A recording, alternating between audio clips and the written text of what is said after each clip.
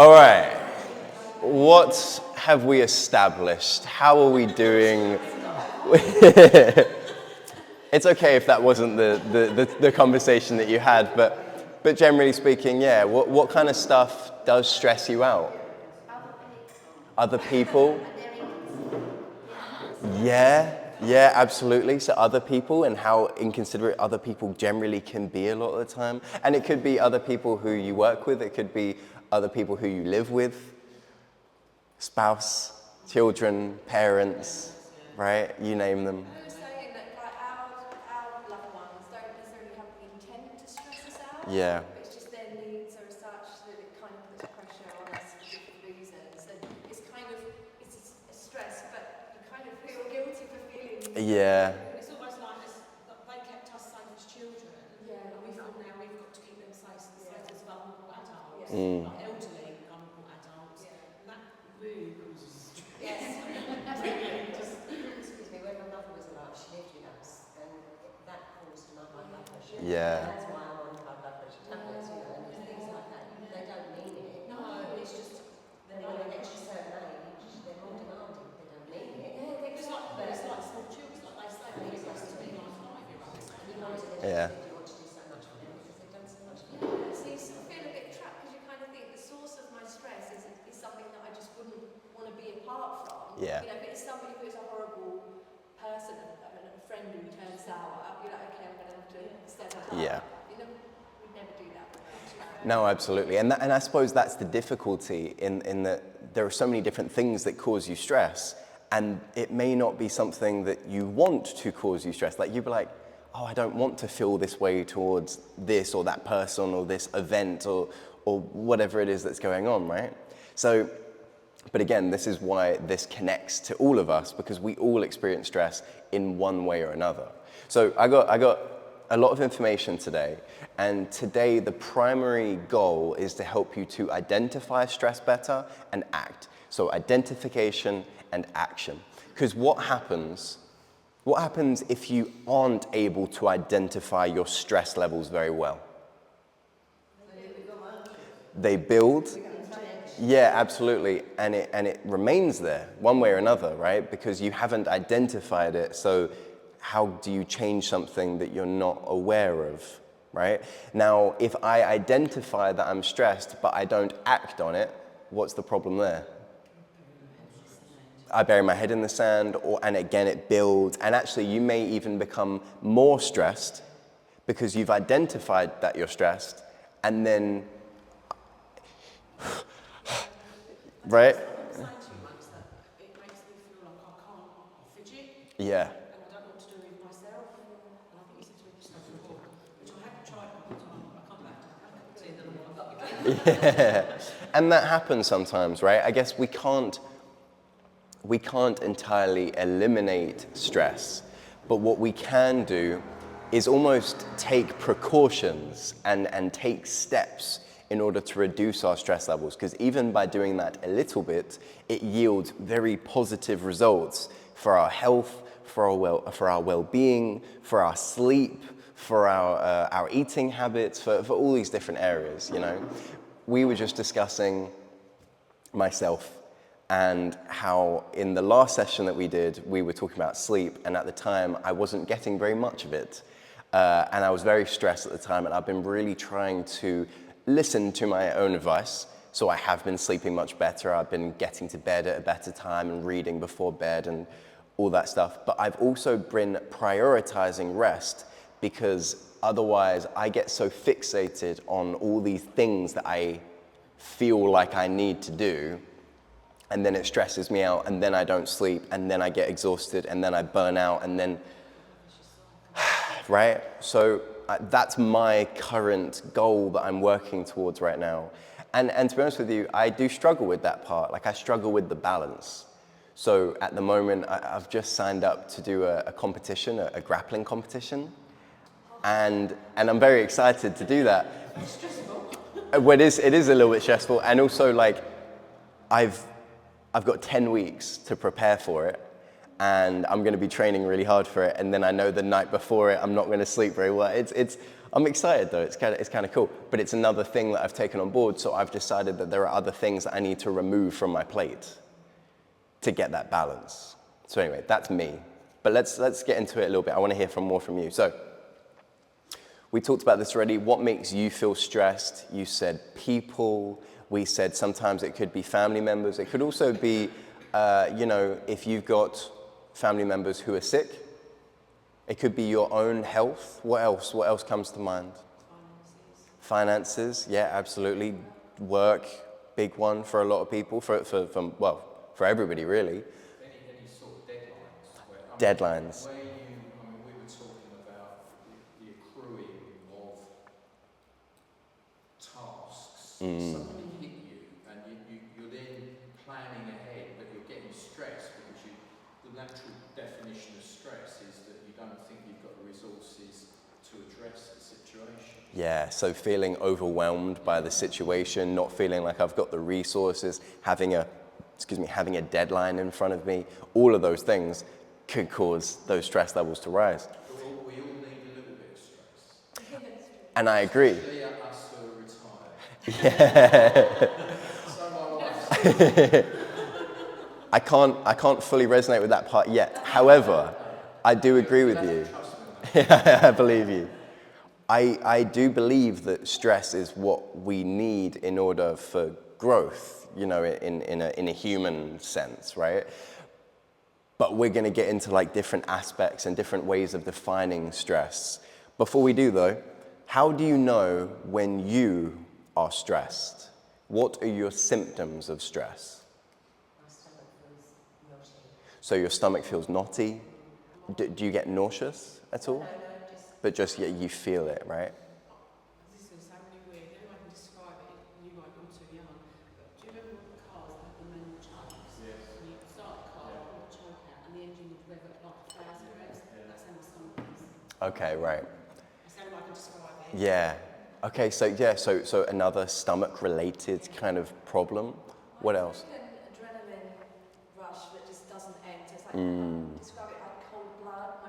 Everything inside me feels cold. Yeah, I understand that. And that kind of stresses me more because I can feel it. And it's like, And it doesn't feel pleasant a lot of the time, I imagine. Yeah. So that high adrenaline, feeling kind of cold everywhere and heart. Do you fidget? Do you like pace? yeah, and that's the thing. And then, but it's kind of, I'll try and do something mindful, but because it's active, it's still, I can't seem to get it under control. It almost gives it more momentum. Yeah. I haven't got to grips with that yet. No, that's okay. That's okay. It's all a work in progress, right? How many of you breathe heavier? Or maybe it's shallower? That feeling, I was just saying, I stand still and I try and breathe through it. It does work for a little while because it takes your mind off of this, but then I'll go on and do something else. Yeah, I get you. And that's one of the benefits of doing the breathing, that it can take your mind off of it for a little bit, as well as settle us physically. And then there are loads of other ones. But what's really interesting is that we all have a slightly different reaction to stress. In that, one person, their palms get all sweaty, and the next person, their palms don't get sweaty, but they get a headache. Or they get more emotional, like maybe yours is more of an emotional reaction to stress, whereas another person's is purely physical. Or maybe a combination of the two. But we all kind of react to it differently. Yeah, I think you say about headache. Now I'm retired, I'm very rarely stressed. But when I do have a stressful situation, I can almost feel my blood pressure going up. Yeah. I don't get a headache, but I get sort of almost like a cloudiness or something like that. Yeah. I can resonate with that. Yeah, that cloudiness, the blood pressure definitely going up, absolutely. So these are all symptoms of that underlying stress.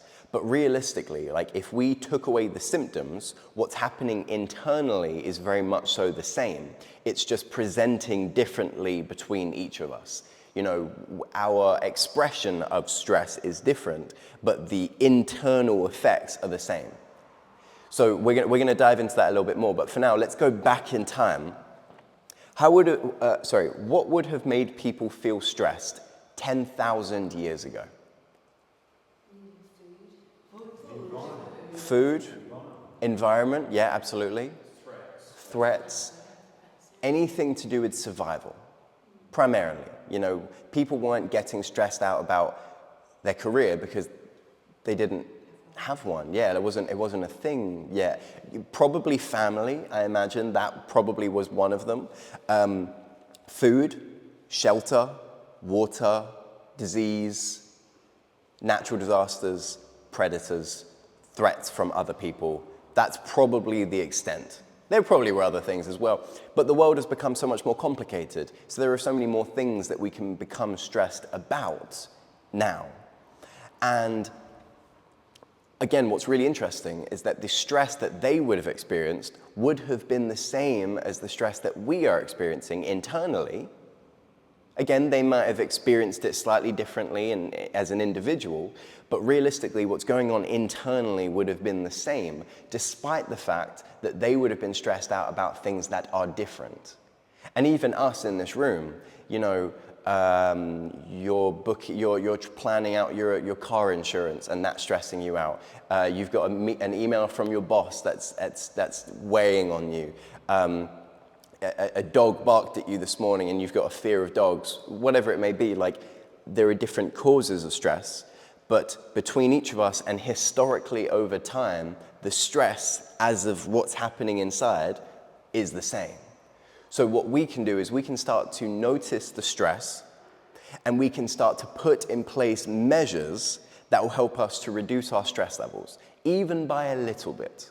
Because if we can do that, our health will generally get better. But it does take time and it takes practice. Because if we, you know, like I said in the beginning, identification and action.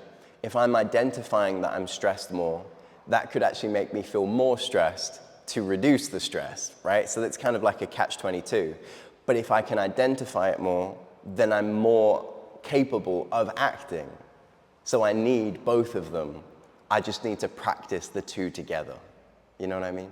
Is stress and depression linked? They are linked. They are linked. You are more likely to develop depression if you are stressed. You are also more likely to be stressed if you develop depression, or if you already have depression. I'm thinking you showed you sort of going back 10,000 years. I think, yes, there was stress then. I think the stress and anxiety is much greater now because of the social environment. Partially, yeah. Particularly teenagers and all this sexting business. You know, you still want to be part of the group ever since you were kids. Yeah. At school, you want to be part of that group. It's so important. Yeah. You cannot be outside. And I think there's much more pressure Yeah. on them. And as a consequence, pressure on the parents. Yeah, I agree. And if you think about it, I would say that at my age, I'm kind of in the middle, but when you were young, like when you were teenagers, how much of like world news and politics were you really privy to? Right? And then when I was younger, like I was privy to stuff, but not really. But now I was like, as a teenager, social media was introduced, and so it was becoming more common. So I was hearing more stuff.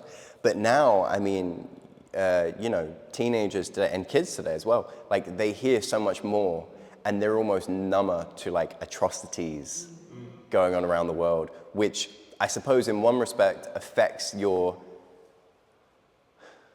sensitivity to stress, which we'll get into as well. But yes, the environment is very different. Similar, because again, the stress remains the same, but the environment causing the stress is different. So that also brings us on to a really interesting point, which is that we all have different thresholds and sensitivities for stress. So how many of you, for example, would feel stressed if I asked you to stand up and talk in front of the group? And even sometimes when I pick somebody to say something, I can tell when they are more stressed about doing so. Whereas for me, as soon as I start talking and I get into a flow, I get very relaxed because I like doing this. Like I really enjoy talking to groups of people. So we've got different things that cause us stress. Same thing with driving. The thing that you say about that is you know all of us. That too.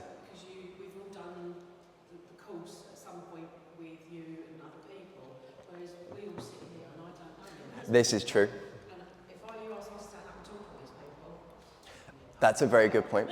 So that's a good point. So that also has an effect on like that is affected by your environment and the comfortability and who you are. And it's the same for me as well when I am teaching a new group of people.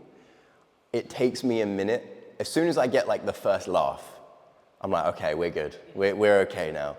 But until that point, it is a bit of a struggle because they don't know me, I don't know them. So that makes me feel a little bit more stressed. So yeah, there's that as well.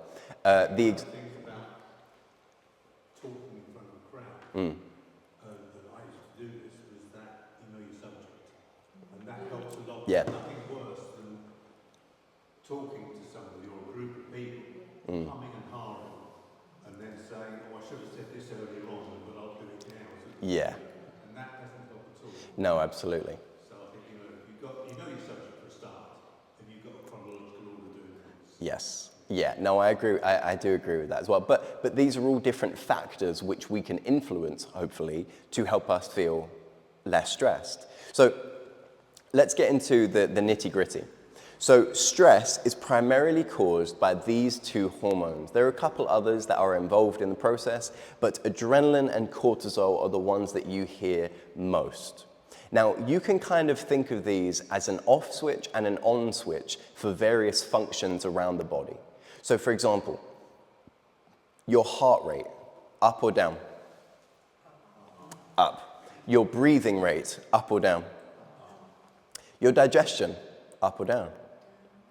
Down. Hence why you might feel nauseous, you might feel your stomach in knots like you mentioned. Your attention field, narrower or wider? Narrower. So your attention field becomes narrower. That's why we typically become very fixated when we get stressed. Because if I have this problem in front of me, I don't want to be distracted by these things around me. I want to be focused on the problem, which is helpful if you have maybe a tendency to get distracted. But we get so fixated, sometimes it's difficult to think about anything different, right? Potentially, yeah. Or for some people it might be avoidance, and other people it might be avoiding everything but that. So it depends on how we respond, I suppose. But yeah, a couple other things. You might remember this one. Blood sugar, up or down? Blood sugar goes up. So we get stressed. We haven't even eaten anything, but our blood sugar can begin to rise in order to energize the body for the problem at hand. Now, what's really interesting is that the changes in our hormones, the changes in these levels in our body can be dictated by our environment, but also what's going on up here. So I start to perceive a problem or a threat or an issue, and suddenly my stress levels rise as if I am in the midst of a problem right now. How many of you can identify with that part? We're going to talk about that more too. So these then are all momentary symptoms of stress or symptoms of acute stress. When I say acute stress, what do I mean? Extreme, I mean, it could be extreme, but that's not necessarily a prerequisite. Like a limited period, A burst, a short burst of stress. So you are stressed right now, you're going to experience heart palpitations, heavy breathing, higher blood pressure, higher blood sugar, maybe you sweat, maybe you have some emotional changes. Do any of you get frustrated or angry, for example? Some people, when they're stressed, they get sad. Some people get weirdly happy, and some people laugh when they're stressed, uncontrollably almost. It depends on you. Shaking and fidgeting, that part, do you know why that is the case? So this part links to this part and this part. So my heart is beating faster. There is now more blood in my muscles. My blood pressure has risen to squeeze the blood out to my muscles, and that's in order to prep me for either fighting or running away or figuring out the problem in one way or another. And then I'm fidgeting and I'm shaking potentially, or I'm pacing because there's so much blood in my muscles, my heart's racing faster, my energy levels have risen, and now I've basically got all this pent up. I'm feeling this is going to be really good for your grappling. Oh, yeah, absolutely. Well, Positive side. absolutely. Well, what's really cool, so before teaching this to, everyday people, I used to work with athletes and I used to learn about this in relation to athletes. And so when I'm comparing this to myself, I find it so interesting because that's exactly what happens. So the example that we always used to use in uni was this. You've got a golfer, right? And the golfer steps up. Do you want them to be entirely calm, like not stressed at all?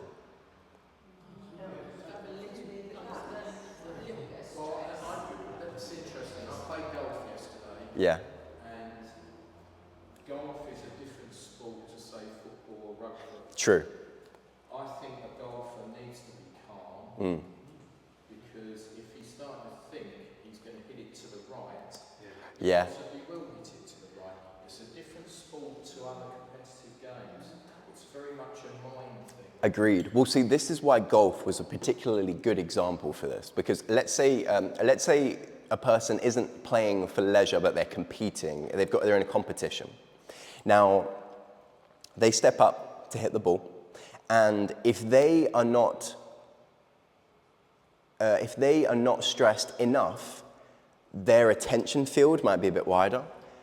They could get distracted by maybe some people around them. So actually being a little bit stressed helps them to focus. But if they're too stressed, they will now become so fixated on that, they may not pay attention to the wind. They may not pay attention to the way that their feet are positioned. They may, you know what I mean? Like they may become too fixated. So there's a level of stress. In sports psychology, they call this the inverted U theory. So it looks like this. Really, they should have just called it the N theory, whatever. You reach a level of stress that's optimal. So your stress levels rise. Right here, right there, is where I am feeling perfect. There's blood in my muscles, I'm focused, my heart is beating enough to give me the energy and the focus that I need to hit that ball properly, and I do everything as I normally do when I'm relaxed and whatnot, but I'm just that level, that optimal level. But as my stress levels increase, my performance begins to decrease. So now I've reached a point where I've gone past the optimal level of stress, and now my performance is deteriorating. And you see this all the time with loads of things. Like, for me doing this, if I'm doing a session and then I'm like, oh, I'm not getting as much engagement, or they don't seem interested, or something like that. Not necessarily here, but if I'm teaching a new group or whatever, and I start getting stressed, then suddenly I start talking a lot faster, and then I'm like, I'm trying to say something and I'm stumbling over my words a little bit. Now I'm actually doing the exact thing that I was afraid of, which is losing the audience, because I'm now past the point of optimal stress. So then I've got to bring my stress levels back a little bit. And this is where learning how to identify and then control it, that's where it's so important. So I've got a few techniques that we're going to go through, but I'm sure you can see the importance of not eradicating stress, but rather learning how to control stress as if it is, stress is a useful tool, but only if we use it as a tool, right? So, and then lastly down here, difficulty sleeping. So all of the above, in the long run, could potentially be a problem. You could probably see how if I'm stressed a lot, how these can potentially land me in trouble with my health. Does nobody else find that stress and anxiety is quite debilitating and it actually exhausts me? So I Yeah. sleep quite well because I'm not exhausted from it. It knocks me out. That happens? That would be opposite to me. So when I was at work, you've got a scenario where, you've got 100% time, but you feel that you've got, put it this way, if you're paid for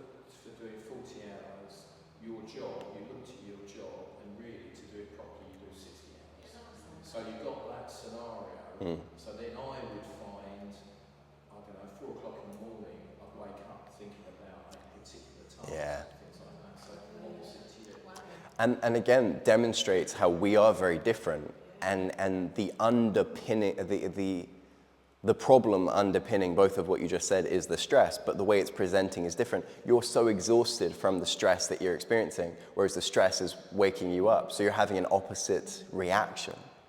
But in either case, like if you're so stressed that you're now you're passing out because you're just so tired, well, that could present problems in some ways. If I'm maybe sleeping too much, or if now I'm sleeping to avoid things, or you know what I mean? And then if I'm not getting enough sleep, that can pose a problem as well. So in any case, the long-term repercussions of stress are what we want to avoid. So these are all potential problems that can arise as a result of prolonged stress. Type 2 diabetes, you've heard me talk about this endlessly, but the higher my blood sugar is, more frequently, the more likely that is to occur. Cardiovascular disease, high blood pressure, heart attacks, strokes, high cholesterol, inflammation, so bloating, joint pain, stomach problems, skin issues, insomnia, digestive disorders, memory issues, migraines, depending on you and if you get migraines, anxiety, which we're going to talk about in more detail, depression, and then cancer, certain forms of cancer, I should say.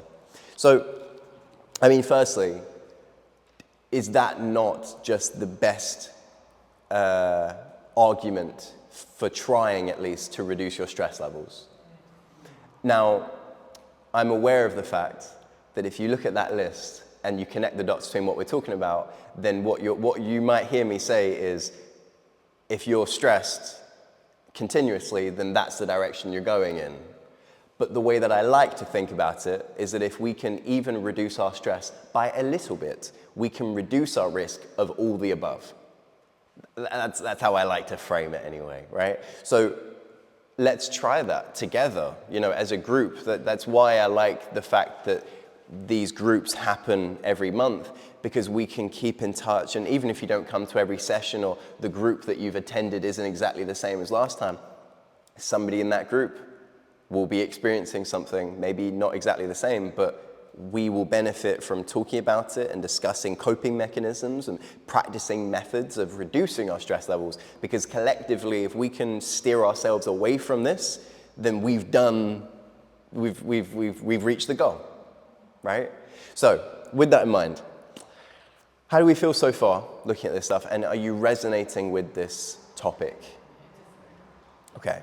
And I imagine there are a few of you who have already heard me talk about stress like a few times in the times that you've been coming to these sessions, and yet it always remains relevant, right? And I do this session, and for me it's really good. I'm running 3 of these sessions from last week till next week. And it's great for me because I leave and I go, yeah, I need to do this, I need to do that, yeah, I need to not do this, I need to stay away from there. And it's helping. It's helping a lot. It's really helpful, like your whole approach, and what's kind of led me to this point, is that we can take responsibility for improving things. And Yeah. I've spent with my stress, I've been stressed as far back as I can remember. And I've always I blamed everything and everyone else. If that wasn't happening, I wouldn't feel stressed. When that's finished, I won't feel stressed. I've looked everywhere out Yeah. myself. And it's only now started to take responsibility myself, not in a blaming type way. Yeah. Like, okay. How am I responding? Yeah. Because, it's taken a while to realise it, but we're never going to be without stress. But it's knowing, and like with getting the blood sugar levels like more under control, I've actually seen that it works, taking responsibility, making small changes. Nice. Yeah. Good. So Yeah. you have to stop worrying about it. Yeah, that's it. Yeah. It's out of your control.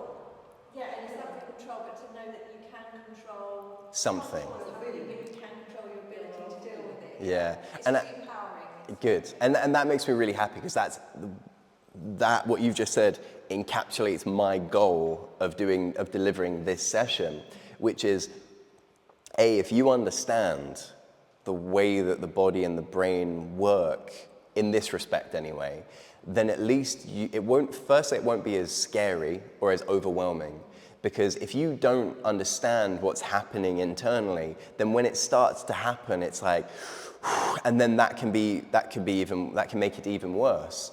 Whereas if you understand what's happening and then you go, okay, I can do something about this.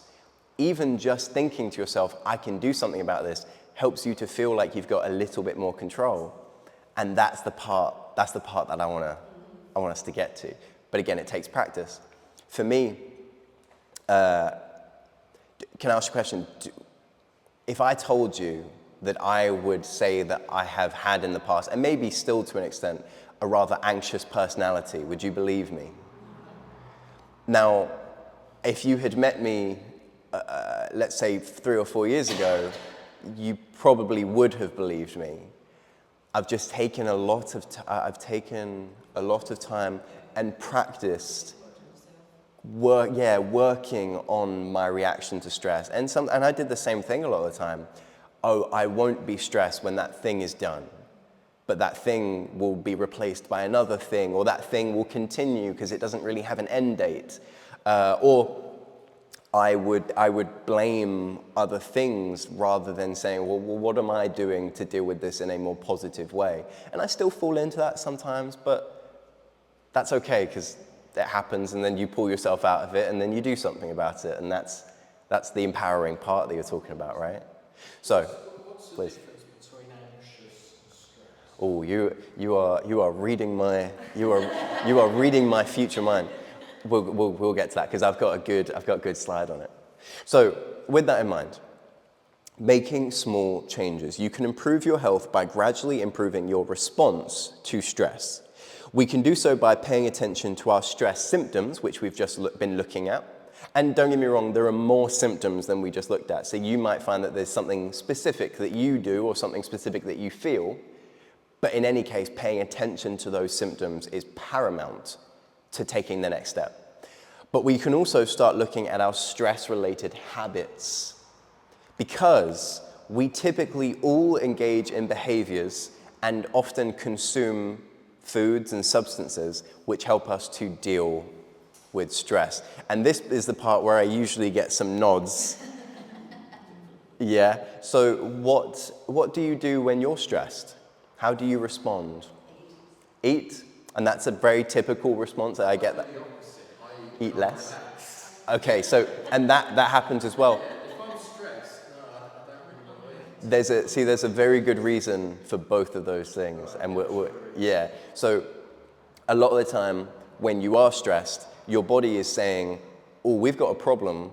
I need energy to deal with that problem. And that's one of the reasons why your blood sugar begins to naturally rise of its own accord. But what happens is sometimes people will get hungry, and this usually isn't when you are in like a moment of immense stress, but rather when you are experiencing idle stress. So your body's going, let's keep eating and restoring and replenishing our energy levels so that we can deal with this stressful thing that we've been going through. Whereas some people, they experience a lot of stress and then their digestion pretty much shuts down, and the thought of eating is unattractive to them because, well, actually, if I'm stressed and I'm going through something right now, that food will actually just weigh me down. So it depends on you and the type of stress that I'm experiencing. But yeah, I mean, eating is a big one. What other things? The wine is a big one. Yeah, and I chose red wine specifically. Yeah. And it could be. For some people, it's drugs and weed is a big one, and for some people, it's people. Like if you are with a person, that can help you to feel much better. Other people, it's gaming. It could be avoiding problems. It could be focusing on nothing but the problem. It's just interesting when you get into what the behavior is that I'm exhibiting as a result of the stress. Okay, I'm stressed. What's something that I do? Oh, when I'm stressed, I go and I get a coffee. Do you reckon that coffee is going to help or hinder? because actually that's going to cause my heart rate to go even higher. The alcohol, is that going to help or hinder? Because that's probably going to prevent me from sleeping, and then I'm going to be more exhausted tomorrow. And in the long run, we know what the health repercussions are going to be. The eating, help or hinder? Kind of depends what I'm eating, I suppose, but it could go both ways. Not to say that you should feel bad or that what you're doing or the way that you're coping with stress is bad. These are very natural coping mechanisms. For example, we learn from a very young age that food soothes us. So when a baby's crying, what's one of the ways we get them to calm down? And then a kid gets older and what did you say? Yeah, you give them a snack or when they're sick, you give them foods that comfort them and make them feel better. And then we get older, and whether you're going to a wedding or a funeral, there's food. So we have learned to associate food with comfort in most stages of our life. So therefore, when you are stressed, why would you not gravitate towards food? I think it sounds pretty natural to me. But again, it depends on you as a person. So how does stress affect your behavior? Because that's the question that's going to help us to close the gap between the identification and the action. So I've now identified when I'm stressed, my heart rate, actually I can tell you, do you want to know what my symptoms of stress are personally? So I crave chocolate, I don't sleep very well, I really feel it in my heart, I really feel it in my breathing, and I typically get irritable. Between all of those things, I'm like, oh, I'm stressed. I need to do something about this, because if I'm still stressed this evening, I'm not gonna sleep again, and then I'm gonna feel worse tomorrow. If this is continuous over the next few weeks, I'm gonna feel even more rough and burnt out, and that's not gonna help me, like I told you at the beginning, like I've been trying to work on that, right? So if we can then say, okay, not only do I feel these symptoms, but I also gravitate towards these behaviors, then I can say, okay, I'm going to use the symptoms and the behaviors to identify that I'm stressed, and then I'm going to try, at least, to change the behavior, change the response. That way we are doing this in a structured way. We're not just whimsically hoping that we begin to feel less stressed. We're actually taking actions, and it may not work perfectly at first, but that's why we got to practice and reevaluate over time. So I've got a few things that we're going to go through. But before I do, to answer your question, stress or anxiety, what am I experiencing? I bring that up because today, anxiety is such a big topic, right? It kind of, over the last, 15 years, it's just become one of the main topics that we discuss, that and depression, right? And don't get me wrong, we should, because they're important topics.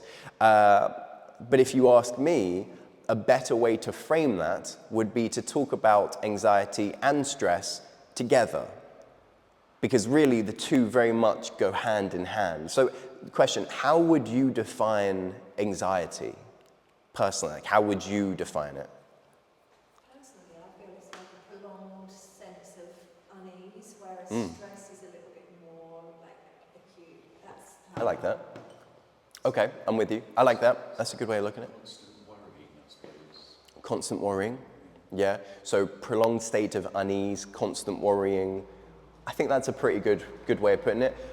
My understanding of anxiety, and there are different definitions of it, so I'm not going to say that this is the definitive one, but anxiety is living in a state of constant worry, fear, and dread. I think that sounds pretty accurate, right? Now, of course, like I said to you before, a lot of the stress that we experience doesn't just come from our environment, but it comes from up here. So if I am living in a constant state of fear, dread, and worry, what is that going to cause to rise? My stress levels. So the two are very closely connected, and that's actually the reason why most of the symptoms of anxiety match the symptoms of stress, right? The heart palpitations, high blood pressure, sweating, pacing, whatnot.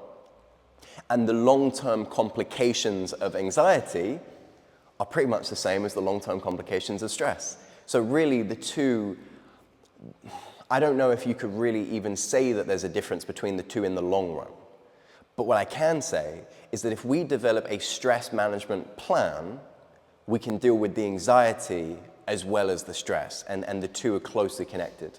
But of course, in order to do both, we have to understand the physicality side of it, but also the mental side of it.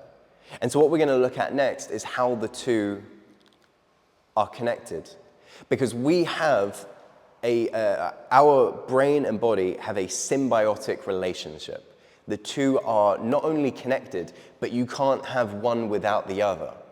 Otherwise, you'd be like one of those heads in Futurama where it's just a head in a jar, and they don't really do very much, right? So the two are very closely connected. And really what I want to do is identify how one can affect the other. So that brings me then to more the mental side of this, which is looking at the way that we think. And we're going to get back onto the stress management side of it, but this is part of that. Identifying my thoughts and the effect that that is having on me and my physical state as well as my health, I think is very important. So already, are there any there that you are identifying with? More than one, potentially? Yeah? So earlier, I said to you, Carol, that I get into a state where I feel like I have to do X, Y, and Z today. I have to complete this set of tasks today, or I've failed, or I'm not doing enough, or something like that. Those are rigid rules that I'm setting myself. But of course, if I don't succeed in that case, and I don't do X, Y, or Z, how is that going to make me feel? Stressed, right? And those rigid rules can be anything.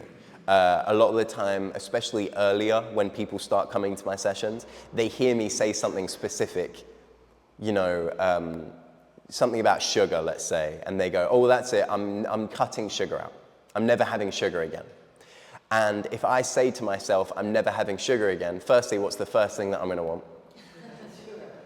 Right? And then the second thing is, that can't apply every day of the year, because in reality, Christmas is going to come around and birthdays, and your nephew is going to bring a cake that they made specifically for you, and you feel obliged to eat a piece, and then how do you feel afterwards? Because you said that you were never going to eat sugar again.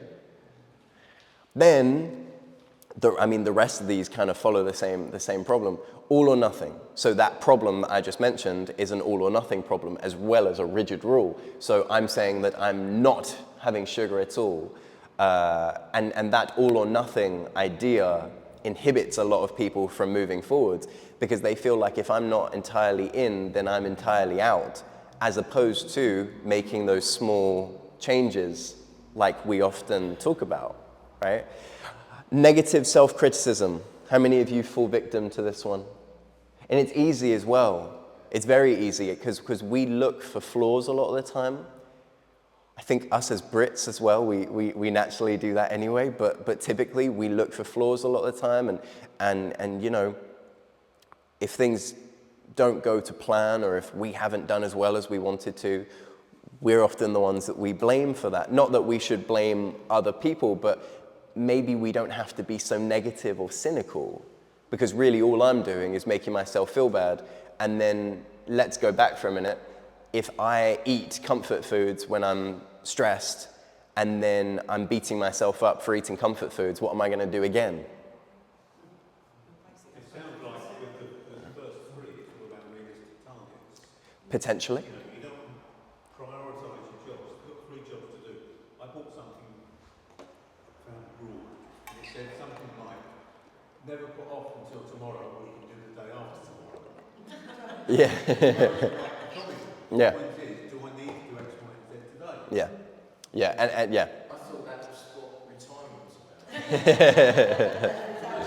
But again, it's prioritising. Even Yeah. at work, I got to a situation where I thought, this is crazy, I'm so snowed under. Yeah. There's no way I'm going to get all this job done, all these jobs done. And what I ended up doing was prioritising. Right, that's got to be done today. Yeah. That can be done next week. Somebody comes along and says, look, I need this done today. Sorry, it can be done there. Yeah. Invariably, the people who are asking to do something urgently, covering their own backs, they don't need it that urgently. Yeah. You know what? Exactly what you just described is what I'm currently doing to manage my own stress levels, because those rigid rules of I have to do X, Y, and Z today is what was making me so stressed out and burnt out most of the time. Whereas now I'm getting there. I'm learning how to say, I don't need to do that today. I'm going to put that to Sunday. I'm going to put that to next week. I'm going to put that. So that's a really good point to make, that the three of these you can attribute to goals and, you know, day-to-day activities all the time. Yeah. And be kind. Yeah, yeah. Okay, so Yeah, I find that go for it. when I've had negative thoughts, and negative automatic thoughts, it's taking the time to actually recognise You're who I learned that from. Because if you don't recognise it, you can't make any changes. Yes, absolutely. Just taking the time to challenge those thoughts, to challenge, why am I making those rules? Why? But it is the recognising it and taking that little bit of time Yeah. to just sit back and say, well, actually, like you say, does it need to be done today? Yes, That is the hardest part. it is. And I remember, you're who I learned NATs from, right? Negative automatic thoughts. Yes, yes, yes, yes, yes. I remember that really well, because I've used that phrase. I forgot that you told me that. Yes, absolutely. And if that is your default, if those negative automatic thoughts are your default, that's a much more difficult pattern to break. And then, again, takes more time, more reflection. And if you're listening to me right now and you're going, oh, that's me written all over. Oh, I'm such a bad thinker. Well, actually, I'm kind of repeating the same cycle while identifying the problem, right? So yeah, you're right, taking that time to acknowledge it. And what would you say you do in that case? Or what would you... It's acknowledging it, accepting it, unpicking it, and then trying to work with what we can, and giving yourself a break. Yeah. That actually, you haven't got to get it always right. And because obviously I'm a trained counsellor, and that's what you're doing with your clients.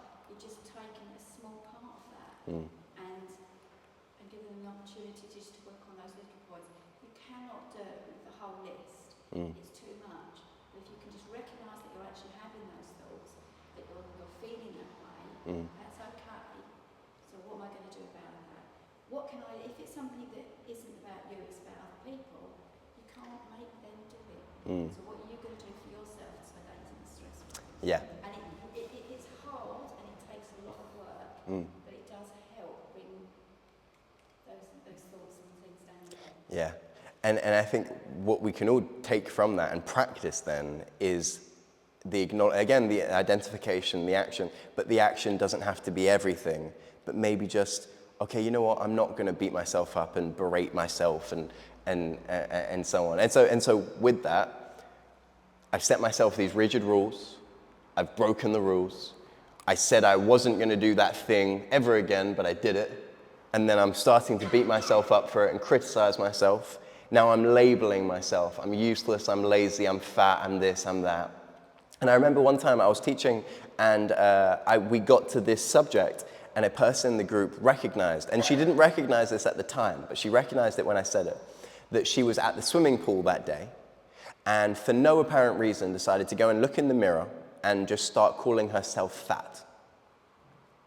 And that was like for her, it seemed like that was maybe a normal thing, like a negative automatic thought. And it also occurred to her that she specifically used the word fat. But whenever she is talking about or talking with her friend who is overweight, she would only ever use the term overweight. She would never use the word fat when talking about her friend. Do you see what I'm saying?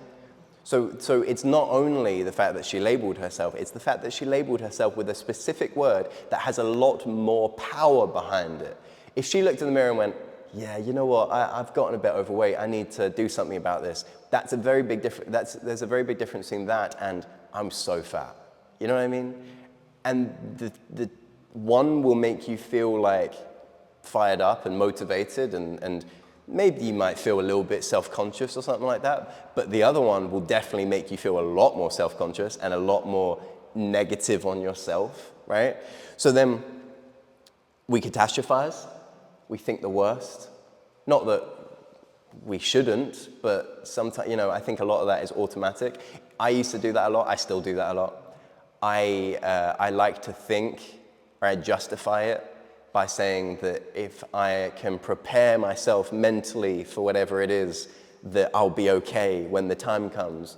But in reality, all I'm doing is I'm envisioning a scenario that's stressing me out now, and that scenario may or may not happen.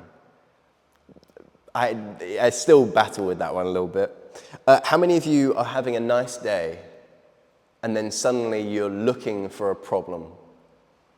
If you go looking for it, you'll find it. You will definitely find it. And I remember one time I was having a really nice day, and a thought came to mind, and then I forgot the thought. And then I spent time trying to remember what the thought was.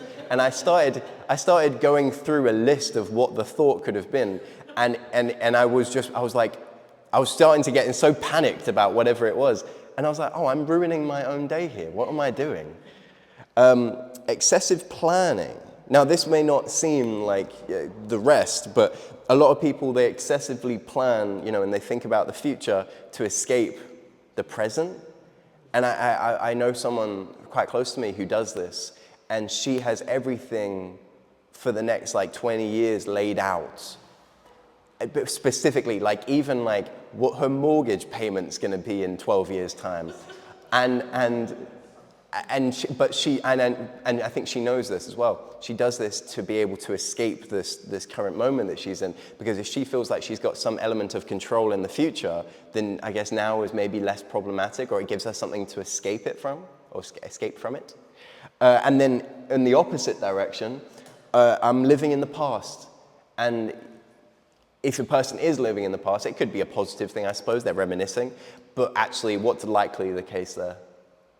That they're thinking back to something that happened, or an era or something like that, and that could very well be causing those stress levels to rise. And with that, this one then also links to other elements of stress.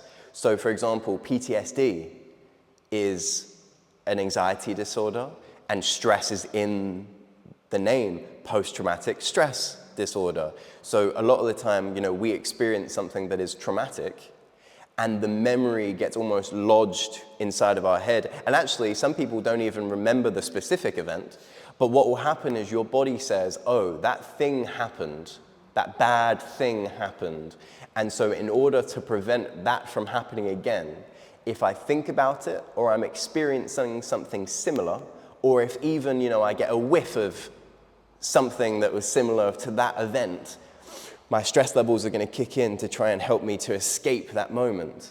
But, there are a lot of people who are basically just reliving past experiences day in and day out, experiencing the same stress from back then, and it torments them. So there's just a lot here that we can think about in our own lives. And I'm not saying that because I've shown you this, you're automatically never going to do that again, or get stuck in that pattern. But what I find personally is that when I do find myself caught in that thought loop, or that pattern, or trap, acknowledging that it's happening is the first step to getting out of it. So I am catastrophizing, and I'm thinking about this thing, and I've been thinking about this thing for 20 minutes, and then I go, what am I doing? I've been, not in a negative way, but I'm like, what am I doing? I'm thinking about this problem repetitively. This is causing me to feel stressed. I'm not sleeping right now. Okay, you know what? Let me do something. Let me distract myself. Let me leave my bedroom. Let me go for a walk. Let me talk about it. Let me write it down. Right? So now I'm acting to be able to break that pattern. And if I can break that pattern in 20 minutes instead of 2 hours, well, then I've saved myself a lot of time and a lot of stress in the process. And I think that's what we could potentially all start working towards. Is that something that you feel like you could at least work towards, practice? Okay. It's interesting, it's looking at all those thought traps. The word that seems to cover them all is excessive. Yeah. Excessive planning, but excessive applies really to all of them. Yeah, you're right. You're right. But I also think it's like a protection, I think going back to 10,000 years, like you did at the beginning, the catastrophizing thing, is why I was saying to you, like, Yeah. if you don't envisage that, then you don't have the desire, Mm. the stress, whatever doesn't come to make you get out. So you kind of, when you realise that these are actually inherent, we're not broken as people, we're human beings, that society has changed around us, everything has changed, but inherently we've got these instincts. And so it's no wonder that we can't 100% fix all of these, because they're actually Part of the programming. Yeah. And so, for me, that eases the frustration of it. Because I'm like, okay, this is actually part of it. Yeah. I've got to be kinder to myself, which is what you were sort of kind of saying, right about right. Just got to be more gentle with yourself. Yeah. That it's not the massive issue that you think it is, and you just have to take it step by step and do it in your own little way that you get that end result. Yeah, absolutely. But the whole thing's like on a hamster wheel, and if you once you start, it's really hard to get off it. Yeah. Because you just keep going until you get to that really high stress level. So being kind to yourself and taking a moment it's hard to do, but it's the only way of stopping it. Yeah. So we need tricks. That's really what we need, right? We need a toolbox in order to say, okay, I'm experiencing this. Let me take that tool off out the box. This is what I'm experiencing right now. Okay, let me try this. And one thing may not work, but maybe three things together works. Maybe you do one thing and then, okay, I'm feeling a bit better, but I'm still not feeling 100%. Okay, I'm going to try this, and then I'll try that, and I'm going to take some time. Time well spent, right? That's the main thing. If I'm doing this stuff and I feel even incrementally better, well, then that is time well spent, right? So, a couple of things that we can think about. Activities of some sort. It could be you have something that you do when and again, this is where we want to start looking at those stress-related habits again. Because if ordinarily what I would do is I'd go out for a cigarette, that could help me right now with what I'm currently experiencing, but in the long run, the repercussions of that could be a problem. So then what I want to do is I want to go, okay, usually I would go out and do that. Right now what I'm going to do is I'm going to take out a puzzle. I'm going to call up my friend. I'm going to go for a walk. I'm going to do something that helps me to break the thought, so thought breaks or whatever you want to call that. So I'm doing something to distract myself. That doesn't necessarily, that may not be what you want to do in that case. Some people, they want to focus on the thing first. But what you could do is you could take a break from that and then come back round to it when you've got a fresher perspective. I quite like doing that myself. Journaling, I've really taken to journaling quite a lot. I've got my notebook and I've also got a note page on my phone. And so what I do is I'll go in and I'll type something if I just want to get it out. But if I really want to flesh it out, I write it down physically. What some people do is they do voice journaling.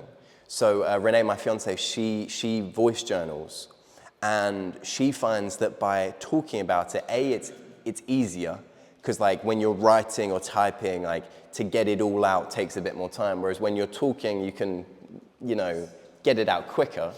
But also there's a very big difference between hearing your own thoughts in here versus hearing your own thoughts out loud.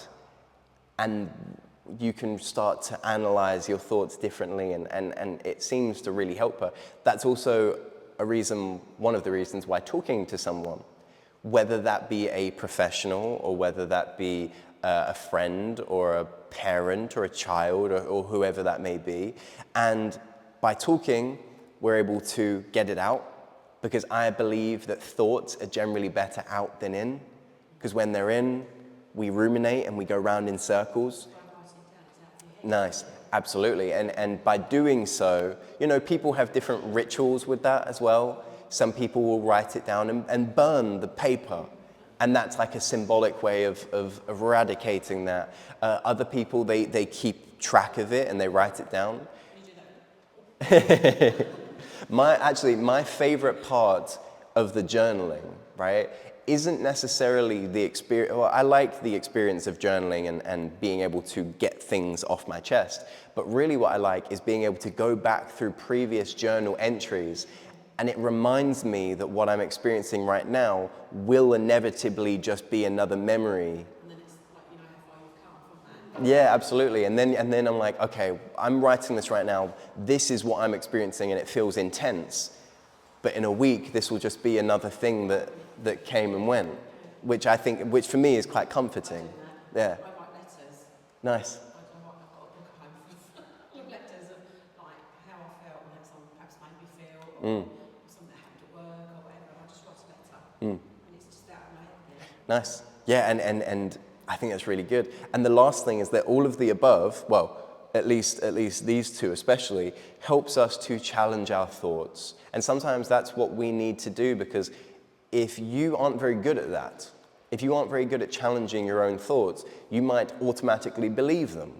And sometimes we have thoughts come into our head that aren't true, or maybe they are true, but we still have to think about it a little bit. Like, am I a bad person? Am I useless? Am I lazy? Or am I tired? And can I give myself some grace and maybe to go and take some time and enjoy myself, and then come back to this topic when I'm a bit fresher?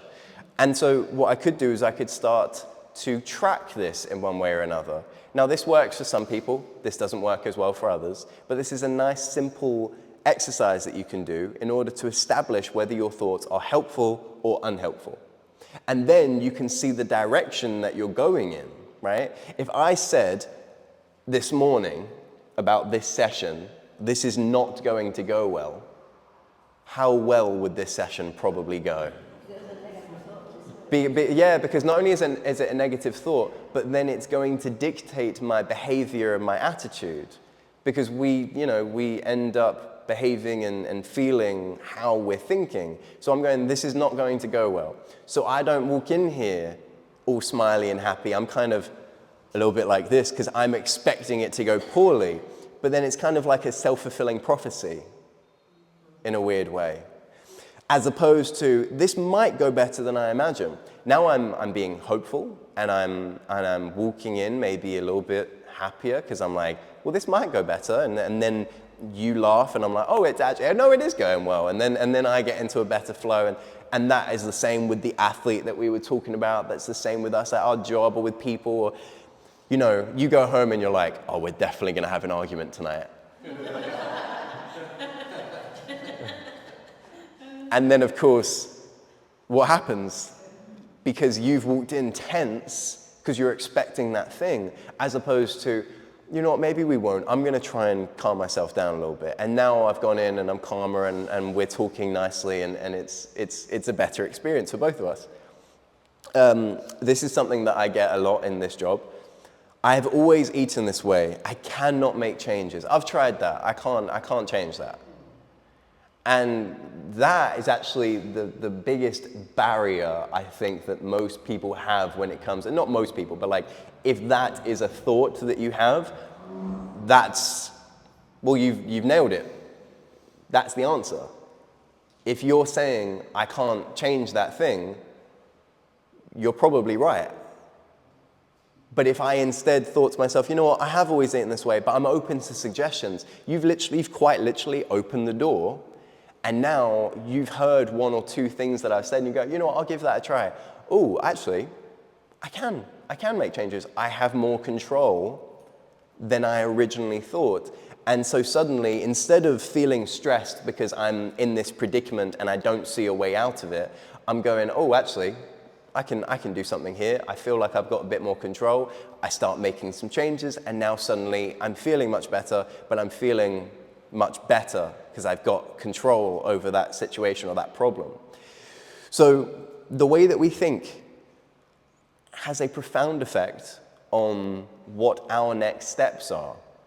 And so it could be that out of all the things we talked about today, your approach could be the biggest thing. And like we said before, stress comes from not just our environment, but up here.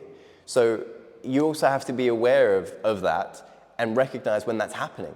If I'm laying in bed at night and I know for a fact that I'm safe and I'm secure, I've got food and shelter and warmth, and I've got a guard dog down, I know I'm safe. But then suddenly my stress levels begin to rise, and I'm laying in bed and suddenly I can't sleep and I'm twisting and turning and all of this is happening. Is it more likely that that's happening because of what's going on around me, or what's going on within?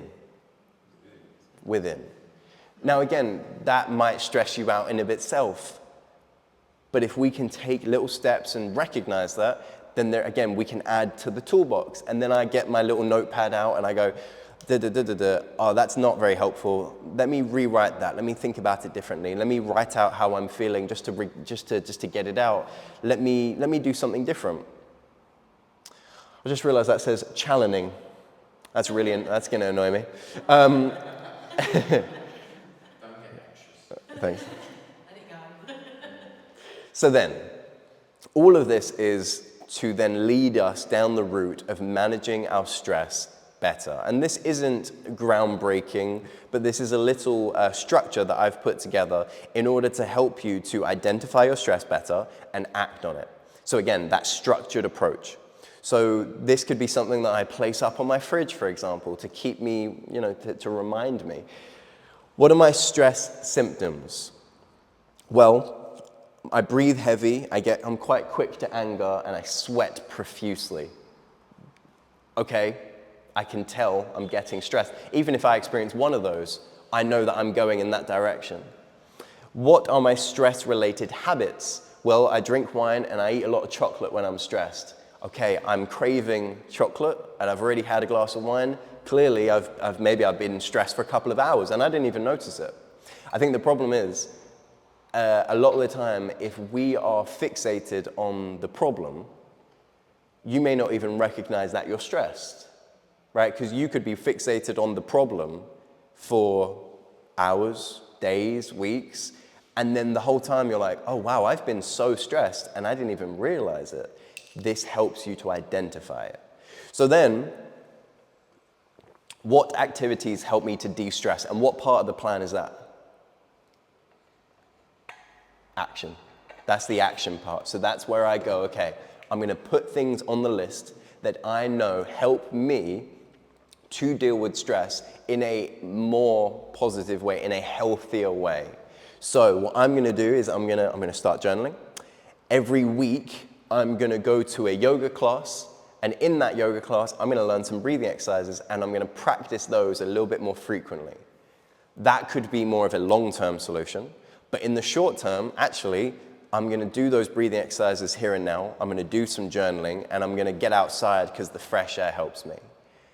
And again, it may not be perfect, but if you've reduced your stress levels by 20%, in the long run, that will be benefiting your health. And the more you practice it, then you go, okay, obviously you can't measure this as perfectly, but we'll go through a few things that you can measure. Your stress levels have reduced by 30%, and then later 40%, and then 50%. And now a year later, you feel like you've got a lot more control and you're becoming more relaxed quicker, ideally. So is this something that you feel like you could follow? Something that you could do yourself? So I'll show you where it is, but on my website, you can download all of the templates that are in this and in the book. So you can download it and then you could print it off and then you could write in this and you could pin that up on the fridge, and then that would be a really good reminder. Or you could do your own version of this. There's an iPhone, and in that health app, you can log daily. It gives you like words, and you choose your words of how you feel on a daily basis. Nice. And then it gives you like options of why you feel those things on that day. So it'll say like weather, tasks, family, friends, and stuff like that. And then you can just put like a short sentence Nice. to sort of support the buzzwords that you've chosen and the reasons why you've chosen it. Nice. I've been doing that for about a year now, and it's quite interesting to look back and look at all the different, and I can sort of look, oh yeah, I had a really bad week that week. Yeah. And then every so often it'll give you a pie chart of how your moods are. So it'll say like, most of your moods were 59% of good, and then there was like 10% of not so good moods and stuff like that. But it's quite interesting to see regularly how you are. I like that. Nice. It's quite good. Nice. So that's another tool that you could, again, put in the box. Go to bed. Nice. And I'm sure that also helps with the the awareness part of. Sometimes. Other times not. Yeah, I can imagine. So you get the idea. This is the kind of not final advice, but try this. Because once you have a toolbox that is full of healthier behaviors that you can reach for, things do get much easier. And don't get me wrong, I still have unhealthier coping mechanisms that I'm trying to like steer away from, but I'm getting there and I feel better and I feel sharper as well, and I'm, you know, all the things that I said before. So what we're going to do to finish today then is we're going to go through, firstly, these are things that you could add to that list. I like this as it's just a range of different things you could put on there. And any one of these could potentially become, you know, excessive, I suppose. You know, if I'm exercising 8 hours a day to deal with this stress, well, then that's not the most helpful. But if I'm exercising a little bit more and then I'm also sharing with my friend and maybe we go out for a walk together, well, then that's more positive, you know, so there's definitely levels to this. But yeah, any one of these you could add to that list and it could be very helpful. And then what you could do is you could say, well, I tried that last week and that didn't really work for me, so I'm going to try something new this week. And if that works better, well, then that will be my go-to. And then maybe I'll do the two things together. So instead of just going for a walk, I'll go for a walk and I'll listen to music. And now I've got the added benefit of the music. So yeah, adding to the list, I think, is a big one. And we're going to practice something together. So we're going to do a little breathing exercise. And I'm also going to show you a technique that I like to use myself. Oh, I've got a chair. Can I just ask a question? When you talk about depression and stuff like that, is that right that you lose your concentration when you get depression? I used to be quite an avid book reader and I can't read a book now. Yeah. Over and over and over again. Yeah, I mean, that can happen.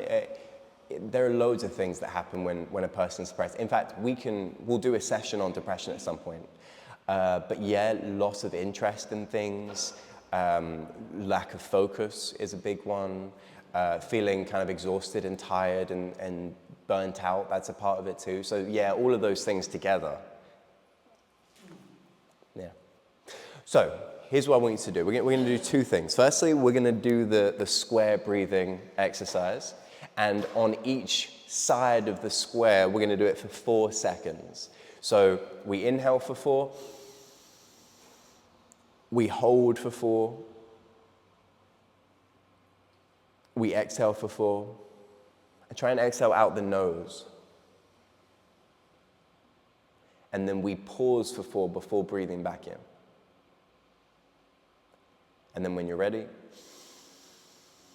right, so it's nice and easy, but if you don't like 4 seconds and you want to do it for 3, that's okay. If you want to do it for more time, you want to do it for 5 or 6 seconds, that's okay as well. You kind of pick a speed that works for you. But there's one extra thing that I want us to do with this. So what I want everyone to do is take 2 fingers and find their pulse on their wrist. Has everybody got it? Can anybody not find it?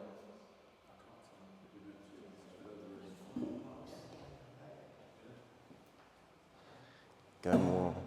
Go there. You got it? Everybody got it? Do you find yours? No. It's okay, don't worry, it's there. Exercise, It's there, I promise. It's so slow. Okay, put right there. Press down a little bit. No, can't feel it. Try the other side, Try. Yeah? Oh, yeah, I've got it now. Yep, Yeah, okay, yeah. hold it tight. Okay, so what I want you to do is feel that pulse. Your pulse is directly related to your heart rate. And while we're breathing, I want you to focus on the pulse and don't stress yourself out, but I want you to try and get your pulse rate to come down a little bit. See if you can get that feeling there to slow. It may not happen straight away, but we'll do it together. So I want you to sit back a little bit, get nice and relaxed. You can close your eyes if you wish. And I want you to follow this square. And as you do, I want you to pay attention to your pulse.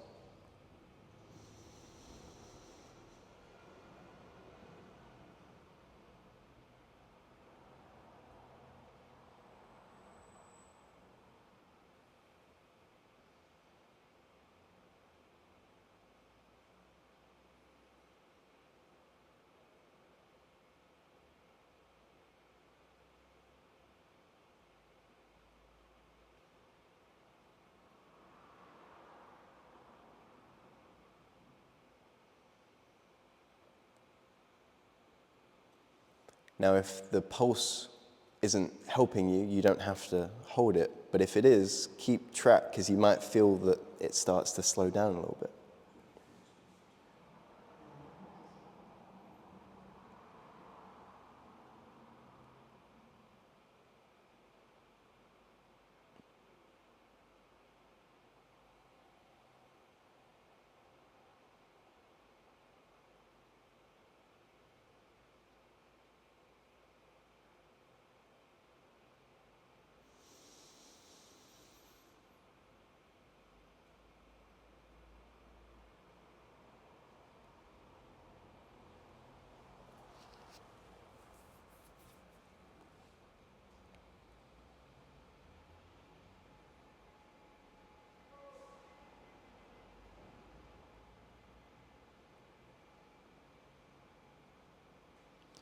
Right, I'm going to fall asleep if I keep doing this. I'm going to come back up.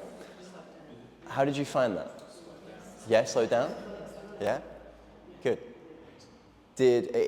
Now, that doesn't work for everybody. Sometimes that stresses people out more because you feel it go up and down sometimes, and then if it goes up, you're like, but no, if you found that was helpful, then I think that this is really great because it gives you a metric to track.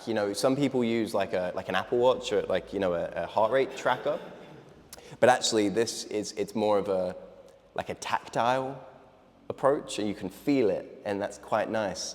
And it gives you real-time feedback, which I think is really useful. So if you like that, practice that together. Practice the breathing and hold your pulse, and then you can kind of figure out what a good level is for you.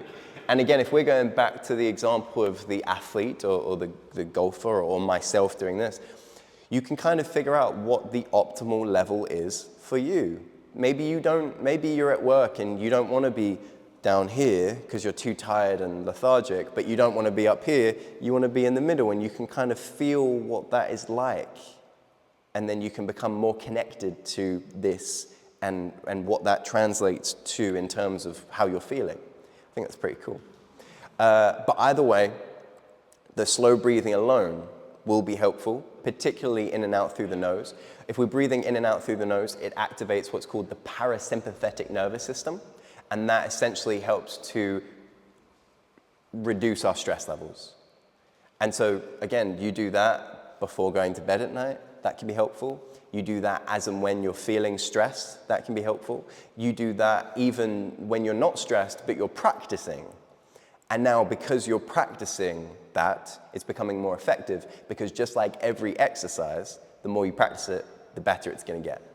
So, is this something that you could see yourself doing more regularly if you don't already? Yeah? Nice. Okay, so then, to finish up, as always, we want to leave here and make a plan for moving forwards. In this case, the plan might be become less anxious. But of course, if I said to you, go forth and become less anxious, how many of you would feel overwhelmed by that task? Yeah, you might feel more anxious as a result of that, because actually that's quite a big task to just try to accomplish. And so what I want to do is I want to break that down into a series of goals and actions. So in order to become less anxious, what I could do is start to improve my response to stress. Specifically, I could create a stress management plan. In that stress management plan, every week I'm going to go to a yoga class with a friend, and so I'm getting the benefit of the yoga class, doing it repetitively, doing it with a friend, so there's some human, there's a human element in there. And now they're holding me accountable as well and all that stuff. But really, all I'm doing is I'm going once a week to a class, which is fairly doable, I think, for most people. And then on a daily basis, I'm going to practice those breathing exercises. I'm going to do it for 10 minutes. And I can choose when I do it. I might do it at night, I might do it in the morning, I might do it during the middle of the day in the garden, in the sun. But I'm going to practice that every day. And hopefully, these will become more effective as time goes on. The activity, the yoga that I'm doing, and doing it with a friend, it was something that I'll look forward to every week, and the act of going and doing it will help. And maybe that will prompt me to start to add more things to the docket. But ultimately, that is my stress management plan, which means that I have achieved that part. I am gradually improving my response to stress, which again is a nice big tick. And it may take time, but if I'm gradually becoming less stressed and my response to stress is getting better, well then I am becoming less anxious. It may take time, it may take practice, but I'm getting there, and that's the main thing. So is this something that you feel like you could follow, or at least make your own? I think that practicing regularly is really key, because I've tried before, and like when I've been not stressed, I'm like, I don't want to be thinking about doing breathing exercises to help my stress. Yeah. Because I'm not stressed right now, and now I'm thinking, so I would not do them regularly, then get stressed, try and tap into them, and then it just won't work, and I think, oh, these breathing exercises don't work.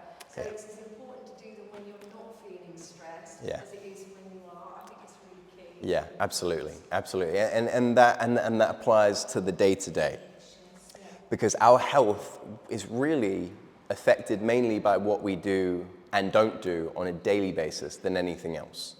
You know, the stuff that we do, the stuff that we eat, the things that we drink, the actions that we take, the exercises that we do or don't do on a daily basis affect our health the most. So you're right, 100%. If we can practice this stuff more frequently, and you might have to set reminders.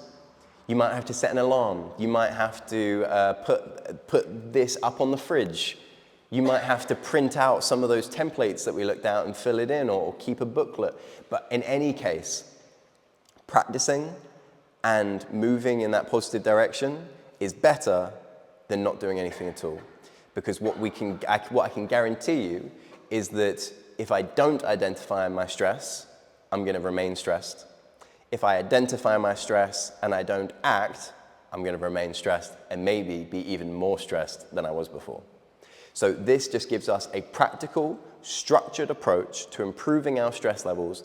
But remember, it takes time and practice. So if we can just start really small with our daily and our weekly actions, hopefully we will move towards that much grander aim that we are working towards. And that brings me to the end. Thank you so much. Thank you. Thank you, everyone. Did you enjoy that one? Nice. So this was a good length session that we've done. Thank you very much for coming, and it's very lovely to see you all again. The next session, so this one will be repeated on Wednesday, so if you or anybody else would like to come to this one, tell them and come along. And then next month, I haven't actually decided the topic for next month. Do any of you have a suggestion? We'll figure it out. I've got a really good one. I've got a session on common health misconceptions, and I haven't done that with you guys, I don't think. And I think you'd enjoy that one, so we'll do that one. That would be good. Can I just say something stressful? We've got donations bowl over there, and also a card reader. Yes. And I'll help you with the card reader if you need it. And if anybody, I've got books here if anybody doesn't have yet. Do you want me to show you very quickly where you can download those resources? Yes. So on the website, we've got the resources section right here. Now on this, firstly, there are loads of links that take you straight to go straight to the NHS stuff. Or if you scroll down, these are all the templates. So then, for example, the one that we looked at today, I can look at that, great, download it, and then immediately it will go straight to my computer. And then I can print it, which is pretty cool. Yeah, this is a cool function that we added. So please do have a little look. Feel free to go in and download all that stuff. And if there's anything else that you think I could add to the website, please do let me know. Lovely. Thank you very much, everyone. Thank you very much. Have a lovely rest of your day. If any of you want to stick behind for anything, please do. But if not, I will see you again very soon. Nice. Yes, of course. Let me turn that on.